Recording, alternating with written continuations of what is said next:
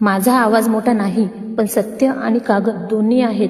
म्हणून मी जिल्हा पोलीस अधीक्षक यवतमाळ यांच्या कार्यालयातून शांतपणे बाहेर पडली आणि त्याच दिवशी त्याच तारखेला दिनांक 23/3/2023 रोजी मी श्री वसंतराव नाईक शासकीय वैद्यकीय महाविद्यालय व रुग्णालय यवतमाळ येथील वैद्यकीय अधीक्षक कार्यालयात माझी लेखी तक्रार आणि सर्व ओरिजिनल पुरावे व दवाखान्यासंबंधित असणाऱ्या माझ्या फाईल्स हळूहळू त्यांच्या टेबलवर एक एक फाईल ठेवत गेली.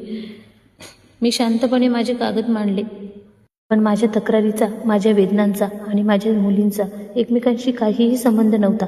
तरीही त्या शब्दांनी मला खोलवर दुखवलं. मी त्या कार्यालयात खूप रडले. मी हार मानली नाही. डोळे पुसले, खोल श्वास घेतला आणि त्या क्षणी ठरवले, जर जिल्हा स्तरावर मला न्याय मिळत नसेल तर मी विभागीय स्तरावर जाईल. माझी पुढची पायरी अमरावती विभाग ठरली आणि थेट माननीय विभागीय आयुक्तांकडे जाण्याचा निर्णय घेतला.